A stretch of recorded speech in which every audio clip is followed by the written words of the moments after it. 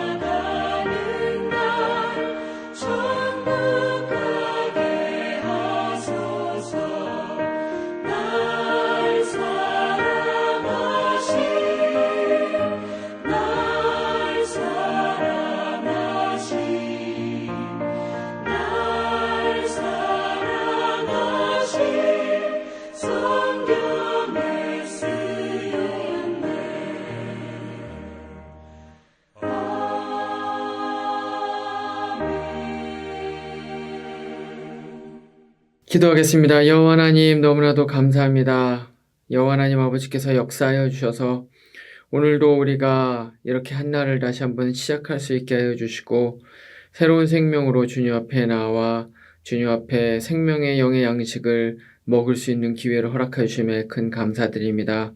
하나님 오늘도 이 영의 양식을 바탕으로 해서 우리가 하루를 살아갈 수 있는 힘을 얻게 하여 주시고 또 기도를 통해서 하나님과 교제할 수 있는 이 귀하고 복된 새벽의 시간이 될 수 있도록 우리와 함께하여 주시옵소서. 모든 영광 오직 주님께 맡겨드리며 우리를 구원하신 우리 주 예수님 이름으로 기도합니다. 아멘. 이제 우리에게 주신 하나님의 말씀 찾아보겠습니다. 말씀은 시편 54편 1절부터 7절입니다.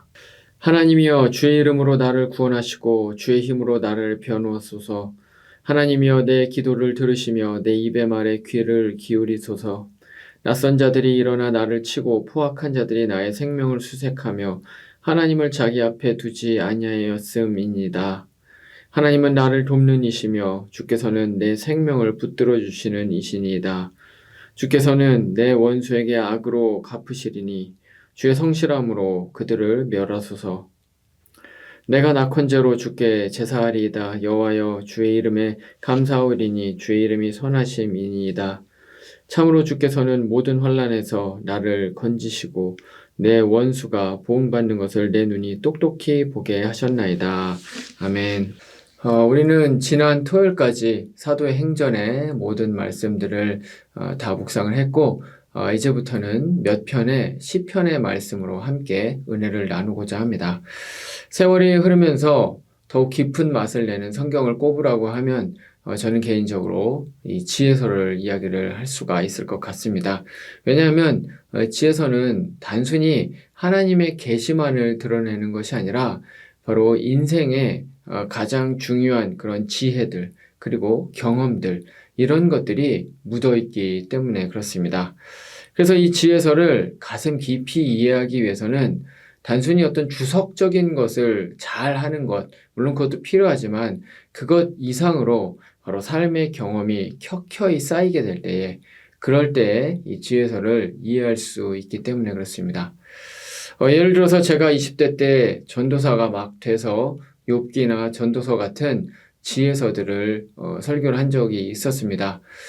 열심히 공부를 하고 연구를 했습니다. 문맥을 파악을 하고 구조를 분석을 하고 또 그 원어에 있는 의미들을 알고 또 주석가들이 어떤 이야기들을 했는지 그 치밀한 논쟁들 속에 들어가서 그런 것들을 비판적으로 바라보고 그렇게 해서 이제 많은 주석들을 보고 또 경험을 하면서 그것을 가지고 설교를 했었습니다. 하지만 그와는 별개로 저의 인생 경험은 아직 전도서나 시편이나 아니면 그러한 욥기나 이런 것들을 가슴 깊이 이해할 수 있는 그런 수준은 되지 않았었습니다. 그래서 저의 설교는 그 당시에 많은 한계점이 있을 수밖에 없었습니다. 지금 욥기와 또 전도서와 같은 지혜서들을 설교를 하라고 한다면 당연히 20대 때와는 좀 다른 그러한 접근으로 설교를 하게 될 것이고 그리고 또 나중에 더 많은 세월이 지나서 설교를 하라고 한다면 또 지금과는 또 다른 그러한 설교를 할 수가 있게 될 것입니다. 시편 역시도 다르지 않다는 것이죠. 시를 좋아하시는 분들은 잘 아시겠지만 시는 굉장히 짧은 시어들에 여러 가지 많은 굉장히 큰 것들을 많이 넣어 놓습니다. 그래서 그 시어가 내 삶의 경험에 와서 클릭이 되게 될 때, 그럴 때 우리는 그 시를 가슴 깊이 이해할 수가 있게 됩니다. 오늘 말씀 역시도 마찬가지입니다. 오늘 말씀의 시편의 저자는 다윗인데요. 다윗은 자신의 인생의 황금기 때도 물론 시편을 짓기도 했지만 사실 그보다 훨씬 더 많은 경우에는 삶이 너무나도 어려울 때, 쫓겨다닐 때, 죽음의 위기 가운데에 수치와 모욕을 당할 때 이럴 때에 더 많은 시편을 지은 것을 우리는 알 수가 있습니다. 오늘 말씀 역시도 상황이 굉장히 안 좋을 때 지은 그러한 시편이라는 것을 알 수가 있습니다. 그래서 우리는 오늘 말씀의 표제어를 보면 알 수가 있는데요. 이 표제어에 보면 이렇게 이야기를 합니다. 10사람이 사울에게 이르러 말하기를 다윗이 우리가 있는 곳에 숨지 아니하였나이까 하던 때에 이렇게 이제 기록이 되어 있죠. 이 사건은 사무엘상 23장 15절 이하에 있는 사건을 배경으로 합니다. 대략의 상황은 이랬습니다. 다윗이 골리앗과의 싸움에서 이긴 이후에 많은 사람들이 이제 사울보다 오히려 다윗을 더 칭찬을 하고 더 높이게 되었습니다.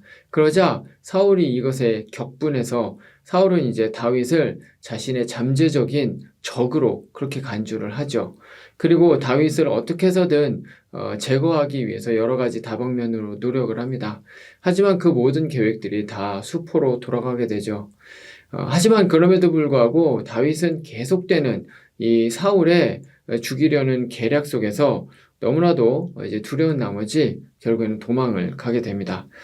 그래서 이제 이곳저곳을 도망을 가다가 오늘 이제 이 시편 말씀에도 나와 있는 것처럼 십광야라는 곳까지도 가게 됩니다. 이 십광야는 헤브론 밑에 있는 그런 광야인데 여기까지도 이제 도망을 가게 되었던 것이죠. 그런데 이 십광야, 이 십이라는 이 마을에 사울을 지지하는 사람들이 있었던 것 같습니다. 그래서 이 사람들이 다윗을 발견을 해서 이 다윗을 사울에게 밀고를 하게 되죠. 그리고 사울은 이제 드디어 다윗을 죽일 수 있는 때가 됐다라고 해서 이 사람들에게 다윗이 어디에 있는지 정확하게 잘 파악하고 있어라 라고 얘기를 하고 수천 명의 군대를 모아서 데리고 밑으로 내려오게 됩니다. 그리고 다윗도 이 얘기를 이제 듣게 됩니다. 다윗은 사실 인생에서 굉장히 많은 위기를 겪었습니다. 하지만 그 위기 중에서도 지금 겪고 있는 이 위기는 손에 꼽을 수 있을 정도로 그런 극한의 위기였습니다. 자신의 피신처가 완전히 발각이 되었고 또 함께하는 사람들이 어린 아이로부터 노인에 이르기까지 있었기 때문에 도저히 이 군대를 막아낼 수도 없었고 도망을 갈 수도 없는 그런 상황이었습니다. 그래서 시편 54편은 바로 이런 상황 가운데서 써졌기 때문에 다윗이 가장 힘들고 어려운 상황에서 써졌다라고 우리가 그렇게 생각을 할 수가 있는 것이죠. 그래서 이런 상황이었기 때문에 오늘 시를 보면 다윗의 그 다급했던 마음이 오늘 말씀 특별히 1절, 2절에 잘 기록이 되어 있는데요. 그 부분을 한번 제가 읽어보겠습니다. 하나님이여 주의 이름으로 나를 구원하시고 주의 힘으로 나를 변호하소서. 하나님이여 내 기도를 들으시며 내 입의 말에 귀를 기울이소서. 이렇게 이야기를 하고 있습니다. 지금 이 첫 구절을 읽으시면서 들으시면서 어떤 마음이 듭니까? 평온하고 차분한 마음이 듭니까? 전혀 그렇지가 않죠. 이 시어들을 보면 이 마음, 이 시어들 가운데 평온함과 차분함보다는 뭔가 급박함, 마음의 불안함, 이런 것들이 훨씬 더 많이 이제 들어가 있다는 사실을 우리는 알 수가 있습니다. 그래서 뭐 당연하죠. 사울이 오고 있다라는 사실, 수천 명의 군대를 이끌고 오고 있다라는 이 사실을 들었을 때에 당연히 다윗은 마음 가운데 불안함이 올라왔을 것입니다. 심장이 막 쿵덕쿵덕 뛰었을 것이고요. 여러 가지 주체할 수 없는 그런 감정이 마음 가운데 휘몰아 쳤을 것입니다. 왜냐하면 다윗도 우리와 똑같은 성정을 가진 사람이었기 때문에 그렇습니다.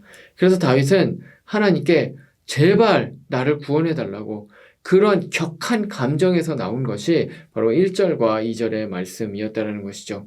그래서 이것은 차라리 격렬한 탄원이었다라고 생각이 될 정도로의 그런 어떤 부르짖음이었을 것이라고 그렇게 생각이 됩니다. 그런데 사실은 우리 역시도 이와 같은 일들을 경험을 할 때가 인생에서 있습니다.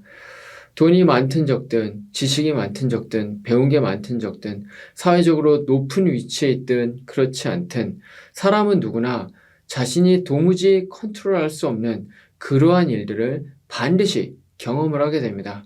그건 자녀의 문제일 수도 있고요. 건강의 문제일 수도 있고요. 내가 사랑하는 사람들과의 관계일 수도 있습니다.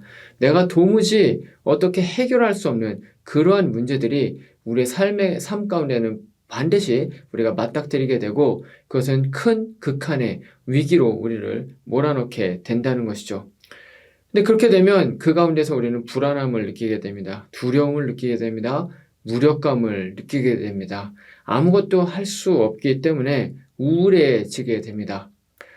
위기인데 할 수 있는 것이 없기 때문에 그렇다는 것이죠. 그리스도인이라고 다르지 않다는 것입니다.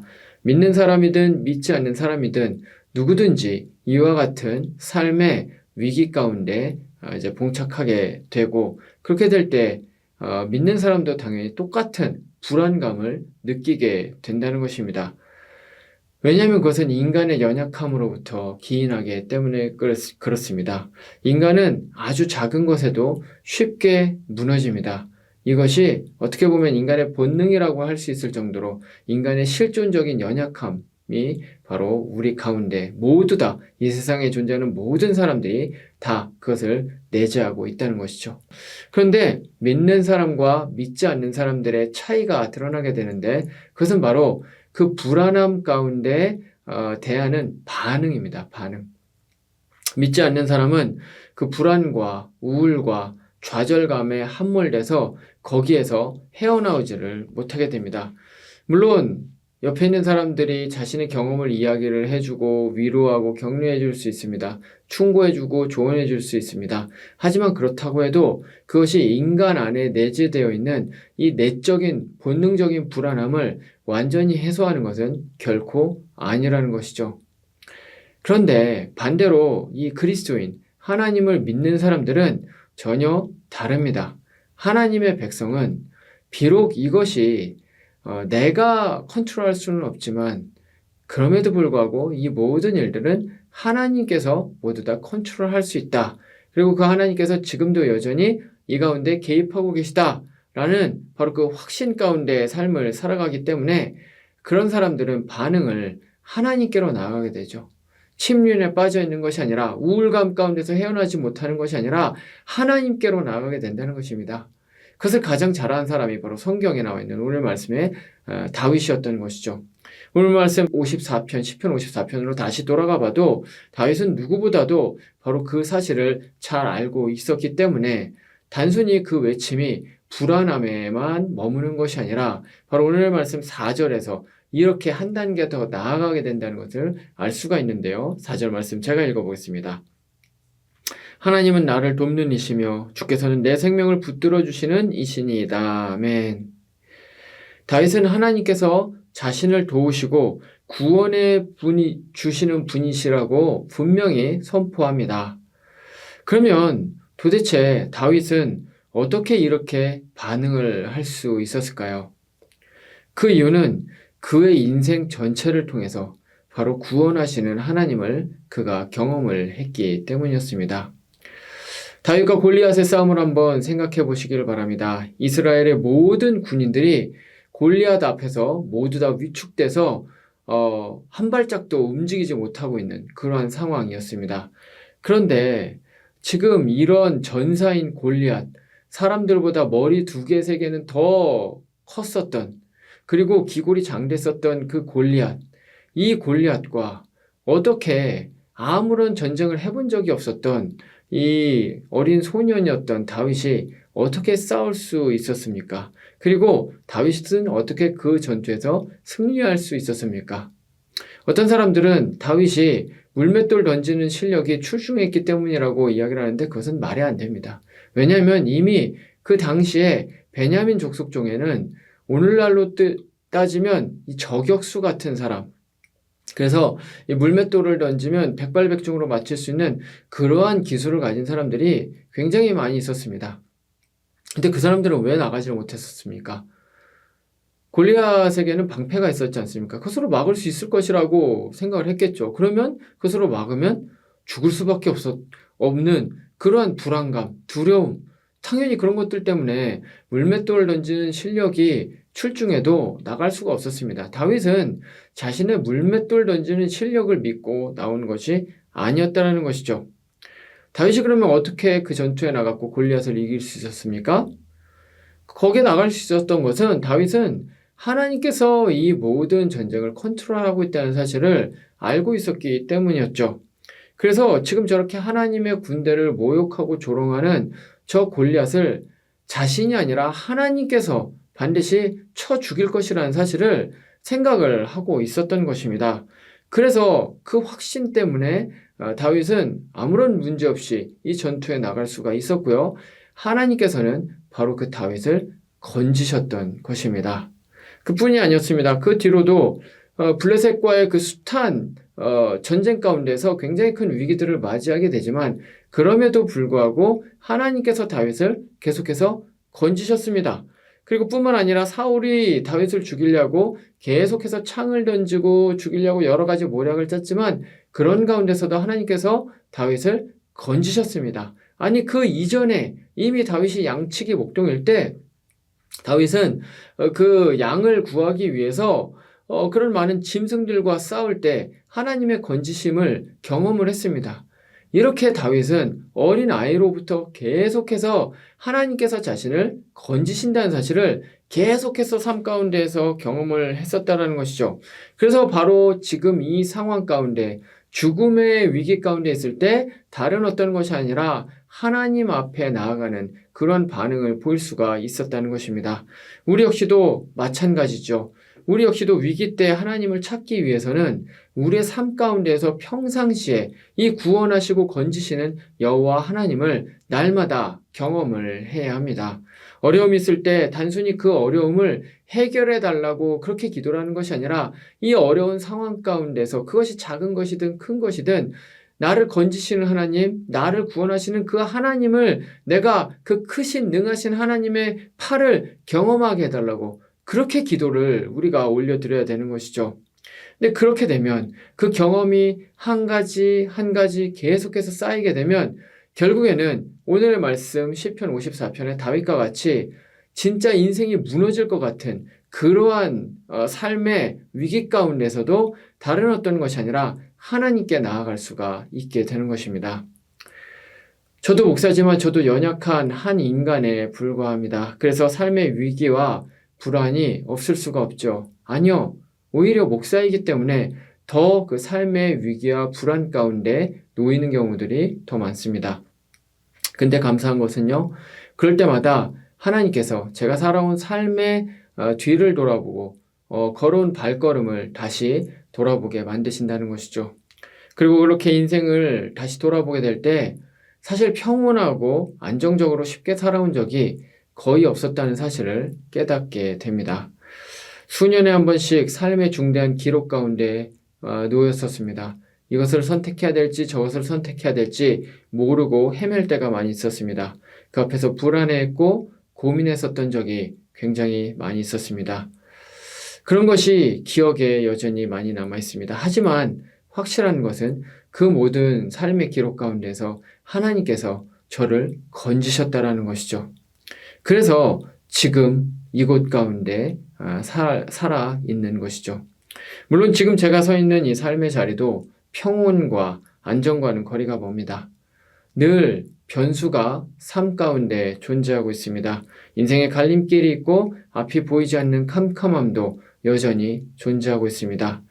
하지만 내 인생을 돌아보게 되었을 때, 나의 삶의 경험을 돌아보게 됐을 때, 하나님께서 늘 나를 그런 위기 가운데서 건지셨다라는 것이 제 신앙의 고백이기 때문에 여전히 삶의 위기가 닥쳐오게 될 때에도 하나님 앞으로 나아갈 수가 있는 것을 하나님께 감사할 수가 있습니다.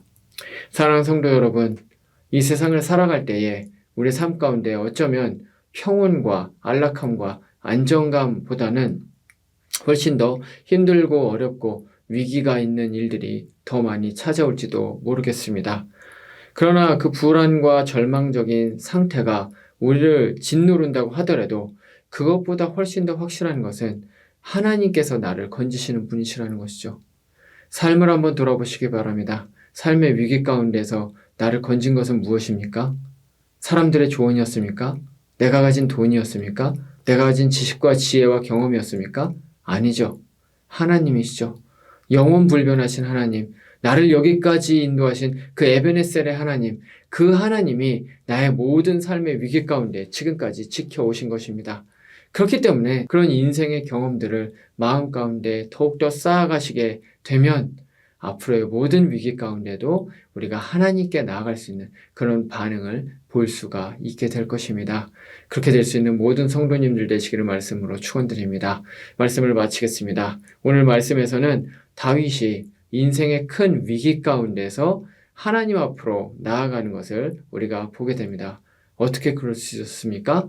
바로 그의 삶의 경험 가운데 하나님이 지금까지 지키시고 건지시는 바로 그 인생을 붙들고 계신 그 생명의 주관자라는 사실을 그가 그의 삶 전체에서 알았기 때문에 그렇습니다. 우리 역시도 마찬가지입니다. 인생의 불안과 어려움을 극복할 수 있는 방법은 재물을 많이 쌓는 것도 아니고 내가 뭔가를 이루고 성취하고 도달해서 그렇게 해서 안정을 얻게 되는 것도 아닙니다. 오직 유일하신 여호와 하나님, 그분이 구원자라는 사실을 깨닫고 그분 앞에 나아가는 것입니다. 근데 그렇게 되기 위해서는 매일매일의 삶 가운데 그 하나님께서 나를 건지시는 분이시고 구원하시는 분이시라는 사실을 작은 일에서부터 우리가 깨달아 알아야 한다는 것이죠. 오늘 하루를 살아갈 때에도 하나님께서 나를 건지시고 구원하시는 분이시라는 사실을 믿음으로 고백하며 경험하시는 모든 성도님들 되시기를 말씀으로 축원드립니다. 기도하시겠습니다. 여호와 하나님 아버지, 너무나도 감사합니다. 그렇습니다. 오늘 다윗이 시편 54편에서 고백한 것처럼 여호와 하나님 아버지께서는 나의 삶 가운데 나를 건지시는 시고 내 생명을 붙들어 주시는 이시라는 사실을 내가 고백하며 나아가기를 소원합니다. 하나님, 삶의 위기가 닥칠 때가 너무나도 많이 있는데 그럴 때에도 하나님을 끝까지 믿음으로 붙들고 나아가며 그 위기 가운데 다른 어떤 것을 찾는 것이 아니라 다윗과 같이 하나님 앞에 먼저 나아갈 수 있는, 그래서 하나님을 먼저 찾을 수 있는 그런 우리 모두가 되게 해주시옵소서. 특별히 오늘 말씀을 나누고 함께 기도를 하는 분들 가운데 삶의 위기가 있는 분들이 있습니까? 하나님, 그분들이 자신의 삶을 돌아보면서 에베네셀의 하나님, 여기까지 인도하신 그 여호와 하나님을 기억하며 하나님을 더 굳게 붙들 수 있는 그러한 기도의 시간 되게 하여 주옵소서. 감사하며 거룩하신 우리 주 예수님 이름으로 기도합니다. 아멘.